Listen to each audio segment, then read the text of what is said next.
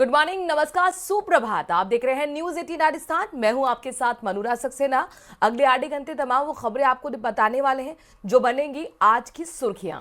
नमस्कार, मैं हूं आपके साथ जागृति खंतवाल और सुप्रभात राजस्थान की शुरुआत करेंगे दिल्ली से आ रही एक बड़ी खबर के साथ। आज दिल्ली दौरे पर रहेंगे मुख्यमंत्री भजनलाल शर्मा। कई केंद्रीय मंत्रियों से आज दिल्ली में मुलाकात का उनका कार्यक्रम है। भारत मंडपम में फिक्की के वार्षिक सम्मेलन में मुख्य अतिथि के तौर पर शामिल होंगे।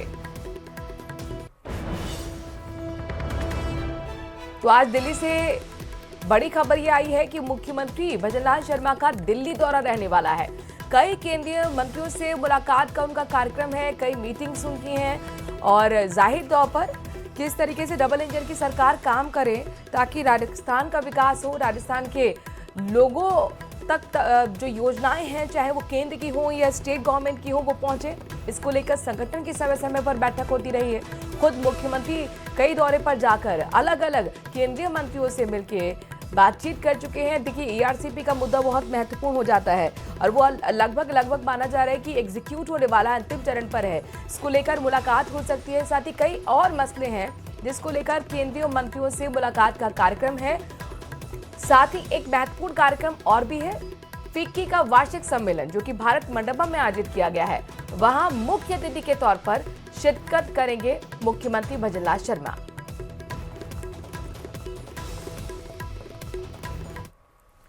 लंबे इंतजार के बाद प्रदेश बीजेपी ने आखिरकार नई कार्यकारिणी घोषित कर दी है।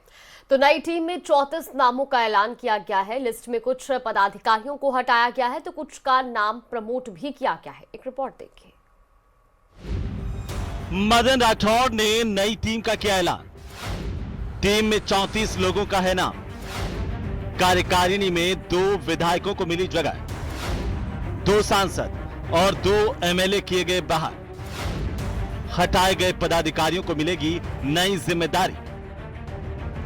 लंबे इंतजार के बाद आखिरकार प्रदेश बीजेपी की नई टीम की घोषणा हो गई है। बीजेपी के राष्ट्रीय अध्यक्ष जेपी नड्डा के निर्देश पर प्रदेशाध्यक्ष मदन राठौड़ ने अपनी नई टीम का ऐलान कर दिया है। एक कार्यकर्ता के रूप में मुझ में विश्वास व्यक्त करते हुए जो जिम्मेदारी दी है, मैं पार्टी का आभारी हूं। पहले भी जब भी संगठन ने कोई मेरे को जिम्मेदारी दी है तो सत्यानिष्ठा से निभाने की कोशिश की है और अब भी पार्टी जो भी कार्य हमें देगी पूरी ईमानदारी से सत्यानिष्ठा से काम करेंगे।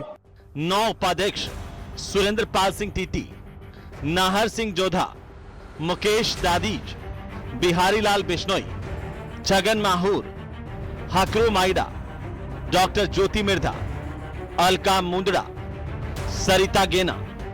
महामंत्री श्रवण सिंह बगड़ी, भूपेंद्र सैनी, कैलाश मेघवाल, मिथिलेश गौतम महामंत्री बनाए गए हैं। मौजूदा कार्यकारिणी में मंत्री रहे भूपेंद्र सैनी और मिथिलेश गौतम को प्रमोट करके महामंत्री बनाया गया है। कार्यकारिणी में 7 मंत्री, 1 कोषाध्यक्ष, 1 सह कोषाध्यक्ष, 1 प्रकोष्ठ प्रभारी और 7 प्रवक्ता की घोषणा की गई है। राजस्थान के प्रदेश के अध्यक्ष मदन राठौड़ जी ने और राजस्थान के मुख्यमंत्री यशस्वी भजनलाल शर्मा जी ने हम लोगों को नए नए काम सिखाने के लिए नई नई जिम्मेदारियां दे देते हैं। तो सीखने के लिए मेरे लिए एक बड़ी जिम्मेदारी राष्ट्रीय नेतृत्व का, राजस्थान के मुख्यमंत्री भजनलाल शर्मा जी का और प्रदेश के अध्यक्ष मदन राठौड़ जी का सबसे पहले मैं आभार व्यक्त करता हूँ कि उन्होंने दोबारा मुझे इस जिम्मेदारी के लायक समझा और मुझे दोबारा दायित्व सौंपा। भारतीय जनता पार्टी का कार्यकर्ता एक बार कार्यकर्ता बनने के बाद हमेशा कार्यकर्ता ही रहता है, लेकिन पुनः पार्टी ने मेरे ऊपर ये विश्वास जताया और मुझे पुनः प्रदेश मंत्री बनाया। इसके लिए मैं माननीय मुख्यमंत्री भजनलाल जी शर्मा और हमारे प्रदेश अध्यक्ष आदरणीय मदन जी राठौड़ साहब का धन्यवाद देना चाहूँगा। पार्टी का, हमारे नेतृत्व का आभार व्यक्त करते हैं और मेरा ये मानना है कि आदरणीय मदन जी राठौड़ के नेतृत्व में जो ये टीम बनी है जिसमें सभी का समावेश है, चाहे युवा हो, चाहे उसमें अनुभवी हो, महिलाएं हो और सारे क्षेत्रों का, बहुत ही एक संतुलित और एक सर्व स्पर्शी ऐसी एक टीम बनी है। इस बार पार्टी ने संगठन के काम में विधायक सांसदों की जगह पार्टी के कार्यकर्ताओं को तरजीह दी है। ऐसे में मौजूद विधायक और सांसदों में से कुछ को मंत्रिमंडल और कुछ को राजनीतिक नियुक्तियों में एडजस्ट किया जा सकता है। हम सब प्रपोजल्स बना के भेजते हैं, उसमें कुछ पुराने कार्यकर्ता होते हैं, कुछ नए भी होते हैं। ये दायित्व बदलता है और वो दायित्व जो भी जिसको मिला है वो अपने दायित्व पर खरा उतरेगा, काम करेगा। और जो इसमें पुराने हैं और नहीं आ पाए, उनको सम्मानजनक तरीके से उनके यथोचित और दायित्व जरूर मिलेगा, उनको काम मिलेगा, किसी को वंचित नहीं रहने देंगे। ऐसा पहली बार हुआ है कि प्रदेश कार्यकारिणी में प्रवक्ता, मीडिया, आईटी और सोशल मीडिया प्रभारी को शामिल किया गया है। अभी तक प्रदेश कार्यकारिणी में उपाध्यक्ष, महामंत्री, मंत्री, कोषाध्यक्ष और सह कोषाध्यक्ष ही शामिल होते थे। इस बार ज्यादा लोगों को प्रदेश कार्यकारिणी में जगह देने के लिए इन पदों को भी प्रदेश कार्यकारिणी का हिस्सा बनाया गया है। अभी तक ये पद इससे बाहर रहते थे। न्यूज 18 राजस्थान के लिए जयपुर से सुधीर शर्मा की रिपोर्ट। और अब आपको कोटा से बड़ी खबर बता दें, करोड़ों की संपत्ति का मालिक दरअसल तिलम संघ जीएम निकला। एसीबी को सच में करीब 1 करोड़ 60 लाख की संपत्ति मिली है। 19 बैंक अकाउंट, 11 एफडीआर और 4 लाख की नकदी मिली। फ्लैट, 4 दुकान और 3 प्लॉट के साथ 28 बीघा जमीन के पेपर भी मिले हैं। 12 एसीबी ने आरोपी को कोटा एसीबी कोर्ट में पेश किया है। आरोपी रमेश चंद्र को न्यायिक अभिरक्षा में भेजने के आदेश दिए हैं। और साथ ही आपको बता दें कि 12 एसीबी ने ये जो पूरा मामला है 30,000 की रिश्वत लेते हुए अरेस्ट किया था और उसके बाद अचूक संपत्ति, करोड़ों की संपत्ति का मालिक निकला तिलम संघ, जो कि जीएम है। एसीबी को सर्च में करीब आप ये देखिए लगभग 1.5 करोड़ की संपत्ति मिली है। 19 बैंक अकाउंट खंगाले गए, जिसमें 11 एफडीआर, 4 लाख की नकदी भी मिली और फ्लैट मिला है, 4 दुकानें मिली है। यानी कि कुल मिलाकर यह अवैध संपत्ति का मामला नजर आ रहा है। जमीन के पेपर भी मिले हैं। आगे भी जांच होगी और ये समझने की कोशिश होगी कि क्या ये सब कुछ भ्रष्टाचार करके, घूसखोरी करके आलिशान ये संपत्ति खड़ी की गई है, आलिशान ये मकान खड़ा किया गया है। रमेश चंद्र बैरागी, जो कि महाप्रबंधक यानी कि जीएम, एसीबी को सर्च में करोड़ों की संपत्ति का पता चला है। साथ ही अपने दर्शकों को बता दें, आरोपी रमेश चंद्र, जिसका नाम है, न्यायिक अभिरक्षा में भेज दिया गया है। 30,000 की रिश्वत लेते हुए इसे अरेस्ट किया गया था और उसके बाद जब जांच हुई तो चौंकाने वाले खुलासे हुए। खबरों में आगे बढ़ते हैं। सीबीआई ने जयपुर में इनकम टैक्स अपील ट्रिब्यूनल में एक आपराधिक नेटवर्क का खुलासा किया है, तो जिसमें जयपुर के आईटीएटी ट्रिब्यूनल की न्यायिक सदस्य doctor S Sita Lakshmi, tribunal से संबंध एडवोकेट राजेंद्र सिसोदिया, मुजम्मिल नाम के एक पक्षकार और एक असिस्टेंट रजिस्ट्रार को भी गिरफ्तार किया गया है। इन सबके पास से सीबीआई को 1 करोड़ से ज्यादा की राशि बरामद हुई है। इन्हें सीबीआई की विशेष कोर्ट ने 3 दिन के पुलिस रिमांड पर सौंप दिया है। बता दें कि आईटीएटी की judicial member doctor S Sita Lakshmi का 4 साल का कार्यकाल अगले महीने की खत्म होने जा रहा था। उनकी नियुक्ति 24 दिसंबर 2021 को हुई थी। वो जयपुर के अलावा ट्रिब्यूनल की जोधपुर बेंच में भी कई फैसले कर चुकी हैं। सीबीआई सूत्रों के मुताबिक आईटीएटी की judicial member doctor S Sita Lakshmi के अलग अलग केसेस में दिए गए फैसले अब जांच के दायरे में आ गए। तो सीबीआई को उनकी बेंच में आए कई और मामलों में भी घूसखोरी का शक है और इस शक के आधार पर आगे भी कार्रवाई की जाएगी। इनकम टैक्स एपिलेट ट्रिब्यूनल भ्रष्टाचार मामले में एक और जो है अधिकारी को रिमांड पर दिया गया है। आज उनकी गिरफ्तारी के बाद आज उनको यहाँ स्पेशल कोर्ट में जो है, स्पेशल कोर्ट जो सीबीआई संख्या 1 है, वहाँ पेश किया गया। और जो कमलेश जयंत भाई राठौड़ है, वो जो है अकाउंटेंट मेंबर हैं और उनको 1 दिसंबर तक जो है रिमांड पर सौंपा गया है सीबीआई के। और इससे पहले जो है 3 सदस्य जो है उनको 3 दिन के रिमांड पर सौंपा जा चुका है, जिसमें जो जुडिशियल मेंबर हैं सीता लक्ष्मी, उनको भी जो है 3 दिन के रिमांड पर सौंपा गया। और ये सीबीआई इस बारे में जांच कर रही है। अब गिरफ्तार जो लोग गिरफ्तार हुए हैं उनसे ये जांच कर रही है कि किस तरह का ये एक तरह का रैकेट चल रहा था, पैसा लेकर जो है फैसले बदलने का और फैसले फेवर में करने का जो है ये एक रैकेट चल रहा था। इसकी जाँच अभी फिलहाल सीबीआई कर रही है। कैमरामैन दिलीप चेची के साथ हितेंद्र शर्मा, न्यूज़ 18 राजस्थान। तो वही राजस्थान में इन दिनों यूरिया और खाद की किल्लत ने किसानों की कमर तोड़ दी है। झालावाड़ से लेकर बीकानेर और प्रतापगढ़ तक कहीं कालाबाजारी पकड़ी जा रही है। कई किसान सड़क पर उतरे हैं तो कहीं घंटों घंटों लाइन में लगने के बाद भी खाली हाथ लौटना पड़ रहा है।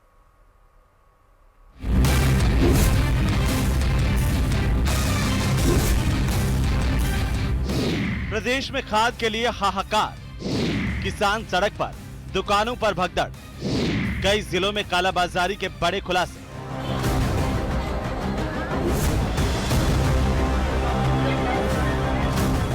प्रदेश में खाद की किल्लत ने किसानों की परेशानी बढ़ा दी। एक तरफ किल्लत है तो दूसरी तरफ कालाबाजारी की समस्या बढ़ रही है। झालावाड़ के बकानी थाना इलाके में खाद की कालाबाजारी का बड़ा खुलासा हुआ है। कृषि विभाग ने एक व्यापारी पर कार्रवाई करते हुए 144 बैग अवैध खाद जब्त किए हैं। एक किसान ने शिकायत की थी कि 270 रुपए वाला बैग 500 रुपए में बेचा जा रहा है। कृषि विभाग की टीम मौके पर पहुंची। फलोदी कृषि सेवा केंद्र का लाइसेंस रद्द किया गया और व्यापारी के खिलाफ मामला दर्ज किया गया। मैं खाद लेने गया यूरिया का कट्टा, बद्रीलाल जी गुप्ता है ये यहाँ बड़बड़, और मुझसे 500 रुपए मांगे गए थे। 500 रुपए में देखे वो भी रात के 8 बजे। बीकानेर में खाजवाला क्षेत्र में हालात और भी गंभीर है। अन्नदाताओं को यूरिया के लिए घंटों लाइन में खड़ा रहना पड़ रहा है। महिलाएं भी घर गृहस्थी छोड़कर सुबह से कड़ी धूप में लाइन में लगती हैं। कई बार दुकानों पर हाथापाई और झड़पें तक हो जाती है। भीड़ काबू में करने के लिए दुकानदारों को पुलिस बुलानी पड़ रही है और पुलिस की मौजूदगी में ही वितरण कराया जा रहा है। प्रतापगढ़ के धरियावत में खाद की किल्लत ने किसानों का सब्र पूरी तरह तोड़ दिया। किसानों ने धरियावत सलुम्बर मुख्य मार्ग पर जाम लगा दिया। कई किलोमीटर लंबी कतारें लग गई। नारेबाजी, गुस्सा, भीड़, किसान प्रशासन पर जमकर भड़के। ग्रामीणों ने कालाबाजारी के शक में एक ट्रक को पकड़कर पुलिस को सौंप दिया। लोगों का कहना है कि किसानों को खाद नहीं मिल रही और दूसरी तरफ ट्रकों में अवैध निकासी की जा रही है। खाद के लिए हम सुबह 4 बजे से उठते, घर से आते और 25 किलोमीटर दूर, और हमारे जो पेट्रोल का जो खर्चा है पूरे आए दिन, और हमारी मजदूरी भी यहाँ के जो काम के लिए जाते हैं पूरा दिन मारा जाता है और हमें मजदूरी भी नहीं मिलती है। फिर और किसानों के लिए जो खाद है और ये समय पे देते नहीं है और कालाबाजारी करते हैं और रेट भी इन्होंने बढ़ा कर दिए है, और जो खाद समय पे देते हैं तो हमको इतना इकट्ठा होने की जरूरत नहीं है। उधर प्रतापगढ़ प्रशासन का दावा है कि यूरिया का पर्याप्त स्टॉक है। अधिकारियों की माने तो जिले में 38,000 मीट्रिक टन की मांग में से अब तक 18,263 मीट्रिक टन सप्लाई पहुंच चुकी है। 27 नवंबर को ही 20,680 बैग यूरिया का वितरण किया गया। सरकारी समितियों और प्राइवेट डीलर्स के जरिए सप्लाई तेज की जा रही है और हर ब्लॉक में रोजाना ट्रक भेजे जा रहे हैं। आज की पिछले 3-4 दिनों से काफ़ी शिकायतें भी आ रही थी। मैं परसों भी मौके पर जाकर मैंने 500 रुपये रिटर्न करवाए।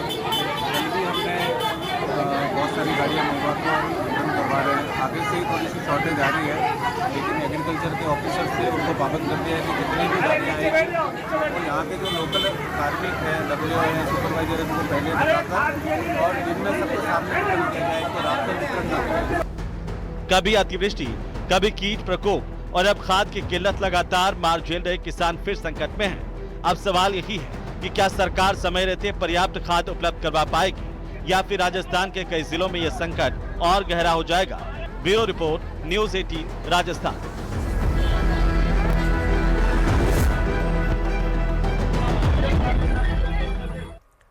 खबर कोटा से है, जहां पर संविदा पर काम करे नर्सिंग कार्मिक अब आंदोलन के मूड में आ गए हैं। नई भर्ती की मांग और मेरिट बोनस प्रणाली लागू करने को लेकर आज कलेक्टर पर बड़ा जमावड़ा भी देखा गया। तो वर्षों से कम वेतन पर काम कर रहे इन कार्मिकों का कहना है कि विभाग में हजारों पद खाली है, लेकिन भर्ती नहीं निकलने से स्किल्ड युवाओं का भी शोषण हो रहा है। चेतावनी दी कि अगर मांगे नहीं मानी गई तो आंदोलन प्रदेश भर में तेज किया जाएगा। फिलहाल तस्वीरें आप देखिए किस तरीके से बीते दिन भी संविदा नर्सिंग कर्मियों का ये जबरदस्त तरीके से हल्ला बोल देखने को। ये कहना चाहती हूँ कि बस नियमित वैकेंसी आए और 10, 20, 30 के बोनस के अंक पे आए, अन्यथा हम परेशान हो रहे हैं। मिडिल क्लास फैमिली बहुत ज्यादा दुखी होती है इससे। 3-3, 4-4 साल हो जाते हैं, बाद में पता चलता है कि हटाया गया है। नई सरकार की वैकेंसी आ रही है, उससे कभी कृष्णा है, कभी मदर लेब है, हब लेब है, ये सब आने की वजह से ना समस्याएं ज्यादा उत्पन्न होती है। बूंदाबांदी देखने को मिली। जयपुर सहित कई शहरों का मौसम बदला हुआ नजर आया। राजधानी में बादल और कोहरे ने एक तरीके से डेरा डाला हुआ है, तो मौसम ने अचानक से करवट बदली है। अपने दर्शकों को ये भी बता दें कि आज भी मौसम विभाग का प्रेडिक्शन है, यानी कि संभावना जताई गई है कि हल्के बादल छाए रहेंगे, हल्की बूंदाबांदी रहेगी। जयपुर के कुछ इलाकों में हल्की बूंदाबांदी भी हुई है और शहरों का मौसम पूरी तरह से आसपास बदला हुआ है। राजधानी में बादलों ने डेरा डाला हुआ है और कोहरे की चादर भी देखने को मिली है। ये देखिए तस्वीर आ गई है, खूबसूरत तस्वीर आपको हम सुबह की दिखा रहे हैं। मौसम का मिजाज अचानक से प्रदेश में बदल गया। अजमेर संभाग और जयपुर में कहीं कहीं बारिश की संभावना आज भी जताई गई है। तो जयपुर के साथ ही कई शहरों का मौसम बदला है। ऐसे में कुछ इलाकों में हल्की बूंदाबांदी भी देखने को मिली। हालांकि अभी आने वाले कुछ दिनों तक इसी तरह का मौसम देखने को मिल सकता है और ऐसे में आने वाले दिनों में तापमान में गिरावट भी दर्ज की जा सकती है। फिलहाल ये तस्वीरें सामने आई है जयपुर से। तो देखिए मौसम से जुड़ा बड़ा अपडेट आपको बता रहे हैं, जहां कई जिलों में येलो अलर्ट भी जारी कर दिया गया है और ऐसे में बदलते मौसम के साथ ही प्रदेश में बारिश को लेकर भी मौसम विभाग ने अलर्ट जारी किया है। तो इस वक्त की बड़ी खबर, प्रदेश में बारिश को लेकर मौसम विभाग का अलर्ट। जयपुर समेत उदयपुर अजमेर संभाग के जिलों में आज भी हल्की बारिश हो सकती है। इससे पहले गुरुवार को पश्चिमी विक्षोभ का प्रभाव रहा, यानी कि वेस्टर्न डिस्टर्बेंस का ये असर आप देख पा रहे हैं। तापमान में गिरावट दर्ज की गई। रात के तापमान में भी गिरावट थी और 29 से 30 नवंबर को राज्य के दक्षिण में भी पूर्वी भागों में कहीं कहीं मध्यम से घना कोहरा छाया रह सकता है। तो प्रदेश में बारिश को लेकर मौसम विभाग ने एक तरफ जहां अलर्ट जारी किया है, तो वहीं जयपुर सहित 6 जिलों में ये येलो अलर्ट जारी किया गया है और ऐसे में जयपुर, नागौर, दौसा, झुंझुनू, अलवर में येलो अलर्ट रहेगा। इससे पहले गुरुवार को पश्चिमी विक्षोभ का प्रभाव भी देखने को मिला था और आज भी कई जगहों पर इसी तरीके से बदला हुआ मौसम का मिजाज देखने को मिलेगा। 29 से 30 नवंबर तक घना कोहरा भी छाया रह सकता है। मौसम विभाग ने 6 जिलों में येलो अलर्ट जारी किया है। किंग न्यूज बताते हैं इस वक्त की बड़ी खबर। उससे पहले आपको धौलपुर लिए चलते हैं। दरअसल धौलपुर मार्ग स्थित एक प्राइवेट हॉस्पिटल में इलाज कराने गई एक दलित महिला के साथ अस्पताल स्टाफ द्वारा कथित रूप से छेड़छाड़ का मामला सामने आया है। तो महिला का आरोप है कि हॉस्पिटल संचालक ने उसके साथ अश्लील हरकत की। पीड़िता ने तुरंत मौके पर मौजूद अपने पति को पूरे घटनाक्रम की जानकारी दी। जब महिला के पति ने स्टाफ से विरोध किया तो वहां मौजूद दबंगों ने उसके साथ मारपीट तक कर दी। अब आरोप ये भी है कि पीड़ित युवक को थप्पड़ मारकर धमकाया गया और मामले को दबाने की कोशिश की गई।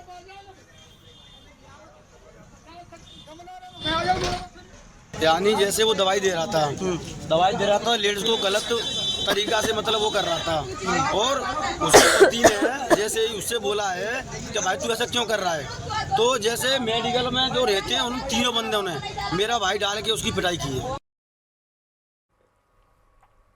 2 दिन पहले जिस घर में शहनाई की गूंज रही थी वहां आज मातम की झिटकार है। शादी के एक दिन बाद दूल्हे की मौत ने पूरे परिवार पर दुखों का पहाड़ तोड़ दिया।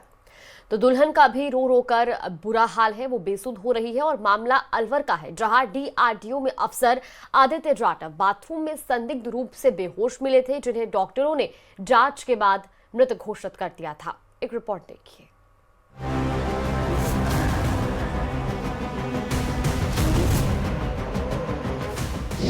मातम में बदली जश्न की शहनाई। शादी के 2 दिन बाद दूल्हे की मौत, परिवार का रो रो कर बुरा हाल।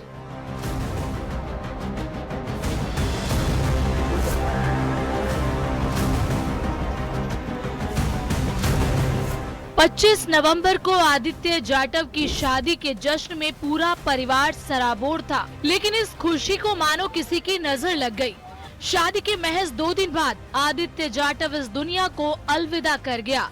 जिस घर में दुल्हन का स्वागत हो रहा था, लोग हंसी ठिठोली कर रहे थे, वहां एक झटके में सब कुछ बदल गया। अब चारों तरफ रंज और गम की घटा छाई है। लोग अपने बेटे को याद कर रो रहे हैं। दुल्हन का भी बुरा हाल है, जिसके हाथों की मेहंदी का रंग भी अभी फीका नहीं हुआ।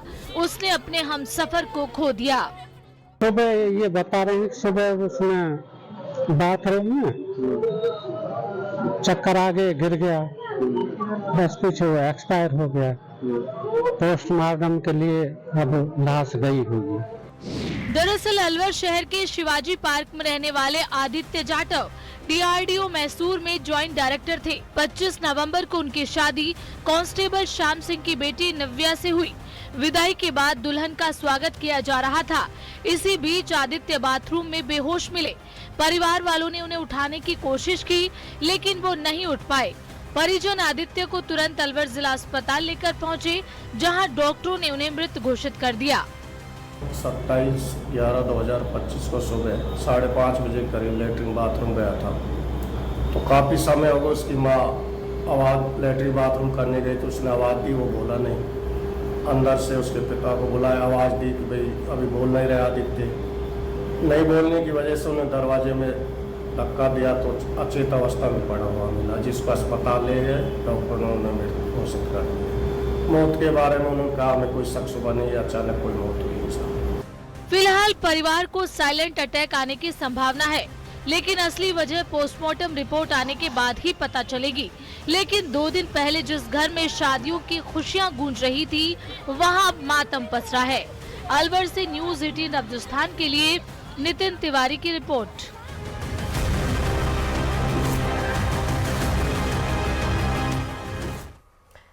और चलिए अब खबरों में आगे बढ़ते हैं और जयपुर से बड़ी खबर आपको बता दें। सेंट्रल सर्किल चांदपुर क्षेत्र में लेपर्ड देखने से हड़कंप मच गया है। स्थानीय लोगों ने सरोज सिनेमा के पास लेपर्ड को एक दुकान में बंद कर दिया। देर रात राजधानी में लेपर्ड रेस्क्यू किया गया। नाहरगढ़ किले के आसपास से इस लेपर्ड को लाया गया। जयपुर से बड़ी खबर है, ये देखिए तस्वीरें भी सामने आ गई, किस तरह से हड़कंप मचा हुआ है। संजय सर्किल चांदपुर क्षेत्र है यहाँ पर और भीड़भाड़ वाला इलाका है। अचानक से लेपर्ड जैसे दिखा, लोगों में अफरा तफरी मच गई और सरोज सिनेमा के पास लेपर्ड को दुकान में बंद कर दिया गया। ये दुकान की तस्वीर आपको हम दिखा रहे हैं और ये रोड की तस्वीर दिखा रहे हैं, 2 तस्वीरें हैं। देर रात राजधानी में लेपर्ड को रेस्क्यू किया गया। वन विभाग की टीम पहुंची, दुकान को खोला गया, लेपर्ड को रेस्क्यू किया गया है। अरबाज हमारे संवाददाता इस खबर पर ज्यादा जानकारी के साथ जुड़ गए हैं। अरबाज, ये आबादी वाला इलाका कैसे पहुंच गया लेपर्ड?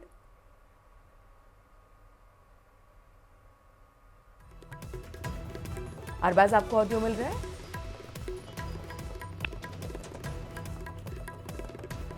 संजय सर्किल चांदपुर क्षेत्र जो कि आवासीय इलाका है, काफी भीड़ रहती है।